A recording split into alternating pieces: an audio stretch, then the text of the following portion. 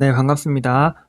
이번 시간에는 위장관 중에 특히 이제 궤양, 소화성 궤양이랑 물론 십이지장도 포함되지만요.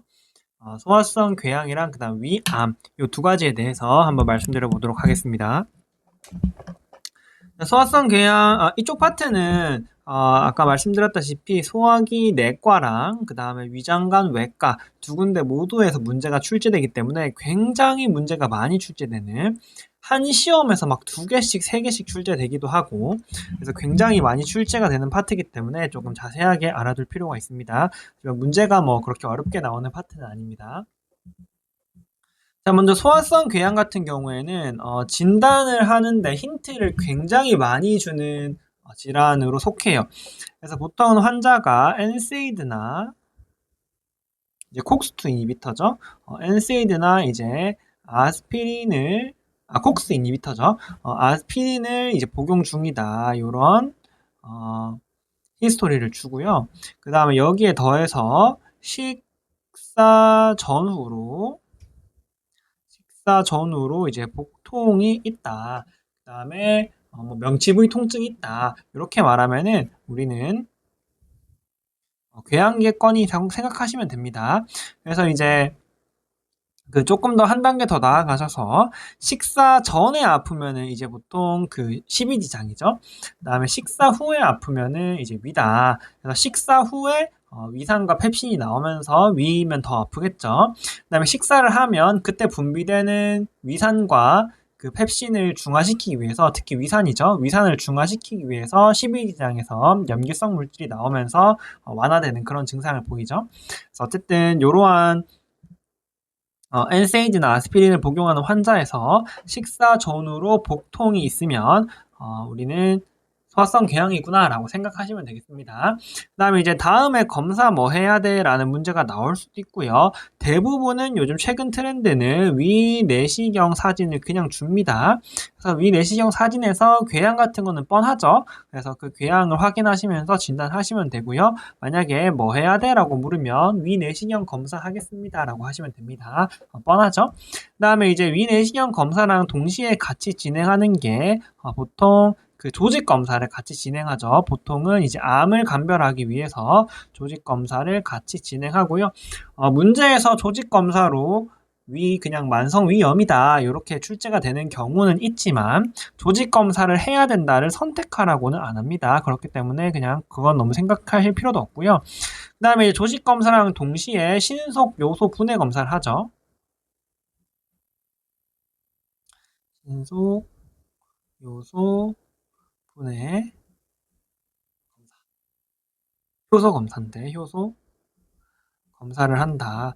왜냐하면 우리 대한민국에서 소화성 궤양의 원인은 크게 엔세이드 아스피린의 약물성 콕스 이니비터를 쓰면서 프로스타글란딘에 문제가 생기면서 발생하는 약물성과 그다음에 헬리코박터죠. 그래서 이 헬리코박터를 검사하는 게 신속 요소 분해 효소 검사다라고 보시면 되겠고요. 요거는 주로 이제 이 검사를 해야 된다라는 말보다는 이 검사 결과를 주어지고 치료를 주는 경우가 많습니다. 그래서 어쨌든 우리가 위내시경과 조직 검사를 통해서 위궤양임을 진단했다면은 그 다음 치료는 이제 PPI죠. 양성자 펌프 이니비터, 프로톤 펌프 이니비터를 사용한다라고 보시면 되겠고요. 대표적으로 이제 오메프라졸이 있어서 오메프라졸로 문제가 나오는 경우도 있습니다. 자, 그래서 이걸로 이제 위산을 억제하고 뭐 엔세이드나 다른 게 문제라서 끊을 수 없다면은 어쨌든 PPI를 유지한다. PPI가 핵심이다라고 보시면 되겠습니다. 이제 PPI에 추가적으로 신속 분해 요소, 신속 요소 분해 요소 검사가 양성이라면 쉽게 말해서 헬리코박터균이 원인이라면 이제 제균 치료를 해야 되겠죠. 제균 치료는 항생제를 쓰는데 항생제도 조금 알아두셔야 됩니다. 그래서 아목시실린이랑 클라리스로마이신 이거는 이제 항생제도 조금 알아두셔야겠다. 그래서 만약에 신속 요소분해 효소 검사가 양성이라면 이런 것들이 추가된다. 그래서 치료로 이 정도는 알고 계시면 좋겠습니다.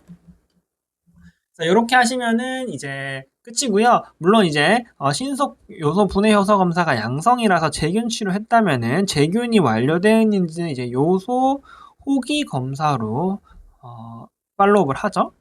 그래서 이제 신속 요소 분해 검사는 실제로 조직으로 통해서 하는 거니까 확진 검사고요. 요소 호기 검사 같은 경우에는 요거는 변동을 보는 그런 검사이기 때문에 추적 관찰에만 이용하지 진단에는 이용하지 않는다. 요거는 이제 워낙 뻔하니까 이렇게 하고 넘어가겠습니다. 그래서 이렇게 하시면 소화성 궤양이 끝이고요. 가끔씩 소화성 궤양 문제에서 이러한 활성 액티브 블리딩이 주어지는 경우가 있습니다. 이럴 때는 우리가 맨 처음에 했던 위장관 출혈 파트에서 여기 동맥성으로 액티브한 그 출혈이 있으면 헤모클립으로 지혈했죠. 그래서 이때는 헤모클립으로 지혈을 하시면 되는데 가끔씩 문제에서 이거를 그냥 뭐 해야 돼? 라고 물으면 헤모클립을 정하면 되는데 딱 봐도 동맥성이잖아요. 헤모클립을 하면 되는데 이때 원인이 무엇이냐라고 내는 경우가 있습니다. 딱 보시고 딱 봐도 여기 흰색으로 약간 궤양성 느낌 있죠. 여기는 애초에 약간 궤양이죠. 그래서 궤양에 의한 액티브 블리딩이구나. 요거를 조금 아실 수 있어야 됩니다. 그래서 소화성 궤양은 그렇게 하면 되고요. 자, 위출구 협착 같은 경우에 이제 날문이죠. 그래서 위가 이렇게 있을 때 이 궤양이 여기 파일로러스 쪽으로 발생하면서 궤양이 이제 여기 이렇게 발생하면서 여기에 만성적인 염증이 발생해서 여기가 이제 부어오르는 거죠. 여기가 부어오르면서 여기가 이제 막히는 겁니다. 이렇게 막히게 되는 거죠. 그러면 이제 환자가 호소하는 증상은 구토다라고 보시면 되겠습니다. 그래서 주로 구토와 더불어서 보통은 궤양에 히스토리를 줍니다. 뭐 이런 걸 주겠죠. 이런 걸 주면서 이제 구토도 한다라고 말하는 겁니다. 그래서 구토가 있고 심지어 내시경에서 여기 파일로러스가 콱 막혀 있는 것 같은 내시경 소견을 주는 경우도 있습니다. 어쨌든 우리가 구토를 한다, 궤양 환자가 구토를 한다 이렇게 했을 때 위출구 협착이구나 라는 것을 알아야 되고요. 그 다음에 뭐 해야 돼? 라고 물었을 때는 여기 이제 압력이 증가하면서 여기 막혔으니까 여기 압력이 막 증가하잖아요.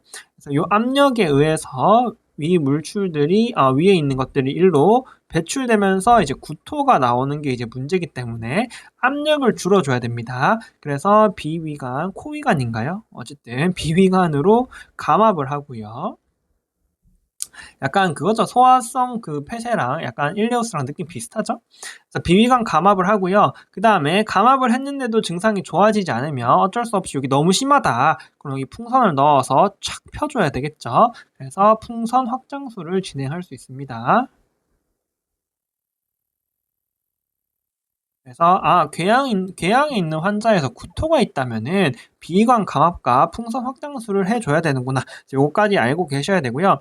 그 다음에 이제 여기 위장관 외과에서 나오는 파트인데요. 문제가 어떤 식으로 나왔냐면 비위관 감압도 했고 풍선 확장술도 여러 번 했어. 근데 자꾸 재발한다.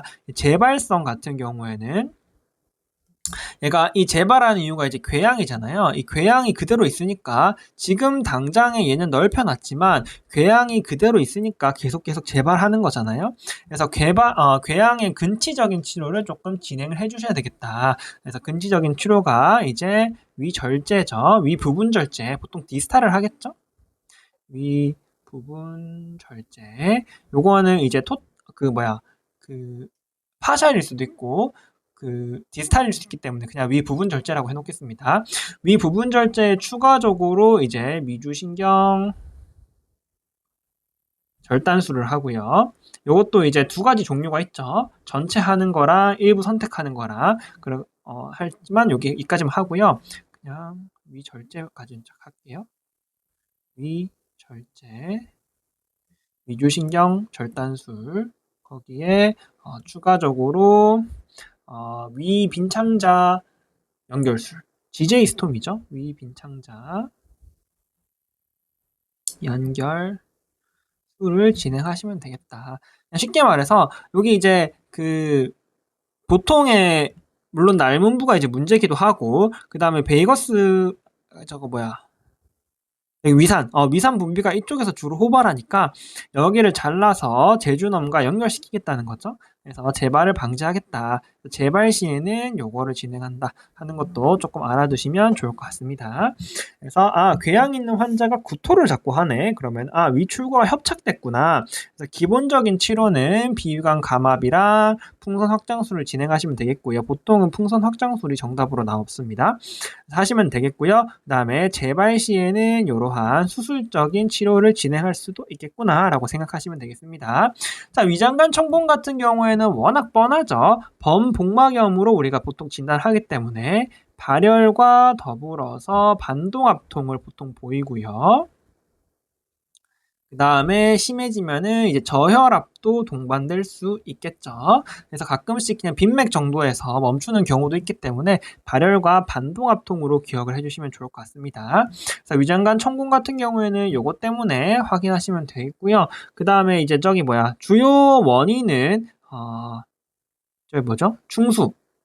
충수돌기나 아니면은 개실염 요런 게 터져서 그럴 수도 있고, 아니면은 종양, 암 같은 게 요걸 긁어내면서 그럴 수도 있죠. 그 다음에 이제 우리가 지금 하고 있는 궤양성 천공이 있다. 그래서 문제에서 가끔 천공의 원인, 특히 궤양성 천공 같은 경우에는 우리가 원인이 궤양입니다를 알아야 되는 그런 문제가 출제가 됩니다. 예를 들어서 막 속쓰렸는데 치료를 안 받았다던가, 궤양 NSAID를 자꾸 만성적인 NSAID를 복용 중인데 갑자기 열이 나고 반동압통이 있고 막 이랬을 때 진단은? 라고 했을 때 우리가 딱 봐도 그냥 천공이 있으면 좋겠지만 진단에 궤양 이렇게 적혀 있는 경우가 있습니다. 그거를 고를 수 있어야 되기 때문에 궤양성 천공, 그래서 궤양의 증상이 있는 환자에서 이러한 범복막염이 발생했을 때 궤양성 천공을 의심할 수 있어야 되겠다 이렇게 보시면 되겠고요. 그 다음에 진단 뭐 할래? 라고 물으면은 우리가 보통 배가 아프면 뭐 하죠? 내시경을 하죠. 근데 이때 이제 내시경을 고르면 의사 면허가 안 나오는 거고요. 이때는 이제 엑스레이나 체스트 엑스레이를 보통 엑스레이는 앱도미널 엑스레이도 찍지만 체스트 엑스레이일 수도 있습니다. 여기 우리는 프리에어만 보면 되니까요. 어쨌든 엑스레이를 찍거나 엑스레이나 아니면은 복부 CT를 찍어서 프리에어를 확인하시면 되겠다. 이렇게 보시면 되겠습니다. 그래서 검사 뭐 할래라고 했을 때 이걸 고르실 수 있어야 되고요. 그래서 이제 사진이 이렇게 주어지겠죠. 만약에 진단을 묻고 싶으면 사진을 보시면은 여기 이제 그 다이아프람 아래로 프리에어가 여기 확인되는 모습이고요. 그 다음에 이제 여기서도 요런데 프리에어가 보이고 간 뒤쪽으로도 보통 침착이 되죠. 그래서 이렇게 프리에어를 확인하셔서 진단을 하시면 되겠다. 그 다음에 치료 같은 경우가 보통은 우리가 치료 뭐 할래라고 물으면은 이때까지는 보통은 치료로 응급 개복을 하겠습니다라고 하면 그냥 끝이었거든요. 응급 개복을 하겠습니다라고 하면 끝이었는데 최근 들어서 몇몇 문제가 좀 과한 것 같긴 한데 몇몇 문제가 이 개복술이잖아요, 정확히. 이 응급 개복술의 종류에 대해서 물어보는 문제가 최근 들어서 조금 출제가 되는 경향이 있습니다. 그렇기 때문에 물론 대부분의 문제는 응급 개복술 하고 끝나지만 최근 몇몇 문제가 이 응급 개복술의 종류를 물어보는 그런 굉장히 미친 짓거리를 하고 있기 때문에 조금 아셔야 되겠다. 그래서 예를 들어서 위나 아니면은 12지장, 그냥 위라고 할게요. 위의 천공 같은 경우에는 우리가 그냥 봉합합니다. 봉합술을 진행한다. 그 다음에 이제 소장이나 대장 같은 경우에는 이제 부분 절제 후 문합을 한다. 1차 문합이네요. 1차 문합을 한다라고 보시면 되겠습니다. 실제로 부분 절제 및 1차 문합이 시험 문제에 출제된 적이 있기 때문에 이런 세부적인 수술 방법까지도 알고 계셔야 되겠다. 이렇게 보시면 되겠고요. 그 다음에 더 미친 짓거리는 뭐냐면 대장 같은 경우에는 요걸 이제 진행할 수도 있지만 만약에 대장은 이제 주변에 감염이 일으키기 굉장히 쉬운 부분이잖아요. 감염을 일으키기 쉽거나 아니면 환자의 상태가 위독할 때는 우리는 1차 보통 응급수술로 진행하는 하트만 수술을 진행할 수 있겠다. 이런 거 이제 보통 중증 외상 도실 때 많이 들어보셨죠? 응급 뭐 천공이 있을 때 대장 천공은 하트만 수술을 진행한다. 이 하트만과 부분 절제 후 1차 문합이 시험 문제에 나온 적이 있습니다. 그 말은 무슨 말이냐? 이 CT를 보고 천공 부위가 어딘지 아셔야 된다는 얘기죠. 근데 물론 조금 티가 확 나게 주긴 했습니다. 어쨌든 요 사이를 수술 용어까지 조금 알아두시면 좋겠다. 이렇게 하시면은 우리가 궤양과 궤양에 의한 합병증까지 한번 공부를 해봤습니다. 자, 그 다음에 위암인데요. 굉장히 폭력적인 숫자가 적혀져 있죠. 25문제입니다. 심지어 한 회차에 4문제까지 나온 적도 있습니다. 근데 그렇게 어렵게 나오는 파트는 아니고 조금 뻔하게 나오기 때문에 너무 걱정은 안 하셔도 됩니다. 자, 보통 위암 같은 경우에는 우리가 출제할 때 흑색병과 더불어서 이제 만성적인 출혈이죠. 흑색병과 빈혈에 더불어서 소화불량과 이제 저기 뭐죠? 체중 감소를 보이는 경우가 많습니다. 어쨌든 근데 요걸 보고 우리가 진단을 해라라고는 하지 않고요. 보통은 다음에 검사 뭐 할래라고 말하면은 어차피 흑색변이니까 우리는 어차피 우리가 고를 수 있는 거는 위 내시경밖에 없다. 그래서 우리가 사실 그 소화기 파트에서 우리가 검사 뭐 할래라고 했을 때 위 내시경이 아닌 걸 솔직히 먼저 공부를 하죠. 대부분은 위 내시경이기 때문에 그래서 이거는 큰 문제가 없다. 그래서 사실은 이제 진단까지도 크게 문제가 없습니다. 진단에서 이렇게 딱 봐도 암이게 나오거나 아니면은 대부분의 문제에서는 심지어 위 내시경 소견까지 적어줍니다. 위 세암종이다.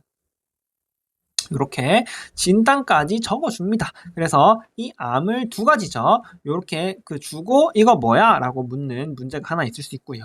하나는 내가 위샘종까지 다 줄게. 이제 치료만 알아봐라 하면서 이제 치료를 물어보는 경우가 있다. 대부분의 문제는 이 치료에서 출제가 된다고 보시면 되겠습니다.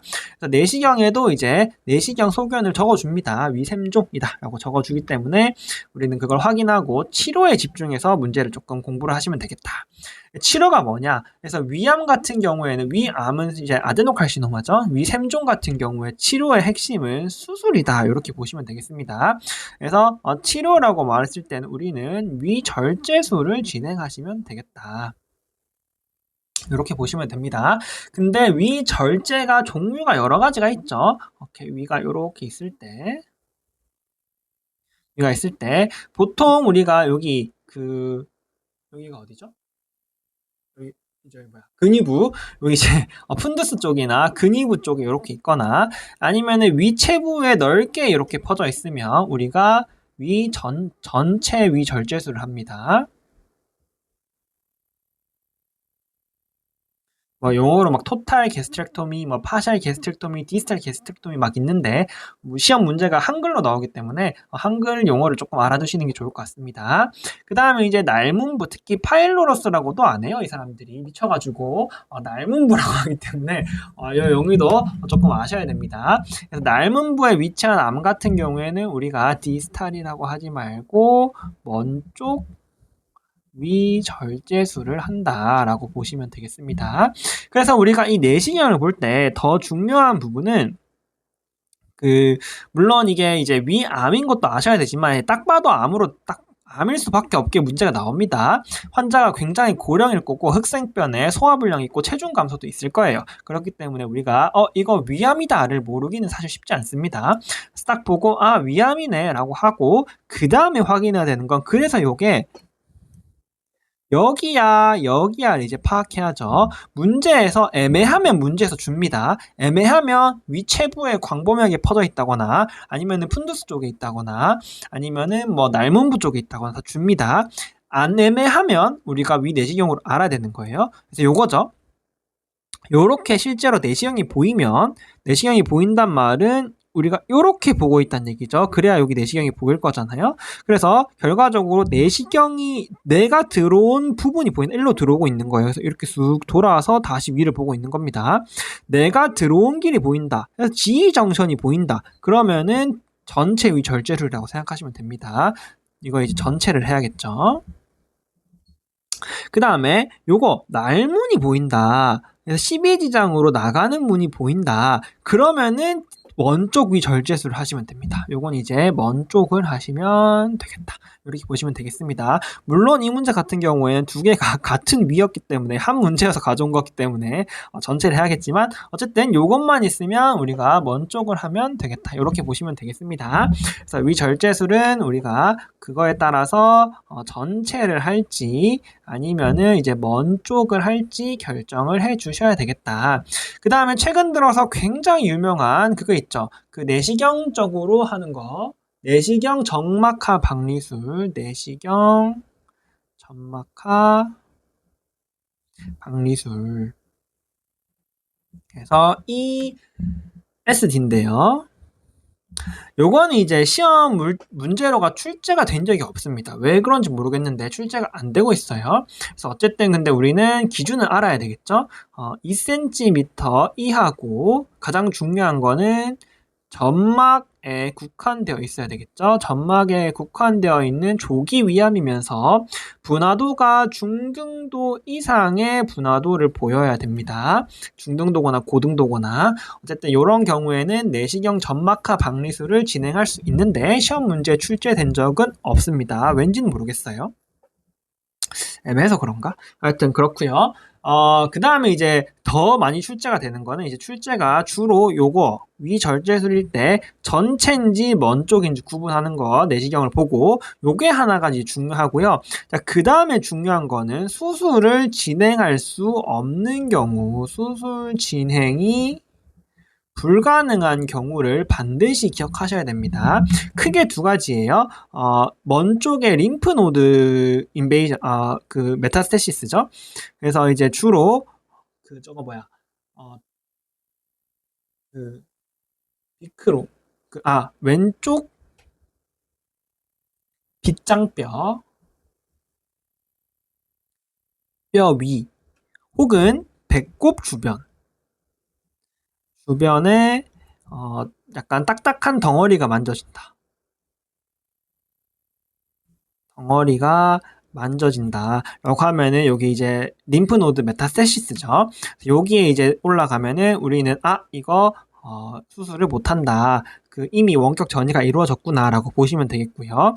그다음에 간전이 간 CT에서 막 알갱이가 보인다거나 아니면은 복수에서 샘암종이 보였다거나 이런 식으로 복수의 전이가 있으면 우리는 요때는 이제 우리가 수술을 진행할 수 없습니다. 그래서 요런 워딩이 있으면 정답으로 위절제술을 하시면 안 되고요. 자, 요럴 때 경우에는 이제 가장 중요한 거는 요 경우에는 이제 굉장히 좀 심할 거기 때문에 환자가 호소하는 증상이 심할 거예요. 특히 구토가 있을 겁니다.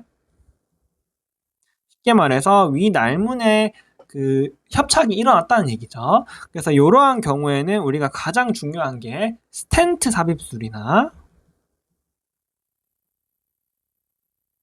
아니면은 저기 뭐죠? 위 GJ 스토미, 위 빈창자 연결술 같은 이제 고식적인 치료를 통해서 증상을 완화시켜 줘야 된다는 거죠. 그래서 요게 이제 가장 중요합니다. 그래서 다음 중 치료는이라고 나오면은 그냥 둘 중 하나라고 보시면 돼요. 위절제술 중에 하나 선택하시거나 아니면은 스텐트 삽입술이나 위 빈찰자 연결술이라고 보시면 돼요. 그걸 누가 정하냐? 요걸로 정하는 거죠. 요게 있으면은 요걸로 가는 거고요. 요게 없으면은 요렇게 가는 겁니다. 그래서 문제를 봤을 때 순서가 이렇게 되는 거죠. 야, 위암이다. 딱 봐도 야, 위암이다. 요거를 이제 처음으로 판단하시고요.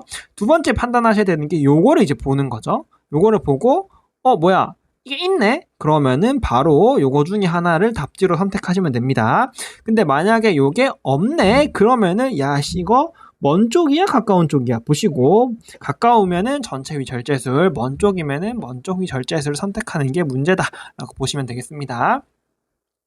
자, 물론 이제 고직적 치료에 요거는 이제 진짜 증상 완화를 위한 거고 물론 이제 위에 물론 모든 게 다 증상 완화를 위한 거지만 어쨌든 위 자체의 암 자체의 크기를 줄여주기 위해서 전신 항암을 진행할 수도 있습니다. 근데 이제 요거 같은 경우에는 그 즉각적인 효과가 나타나는 게 아니라서 선지에 두 개가 다 있을 수 있어요. 그래서 여기 좀 집중해서 들어보세요.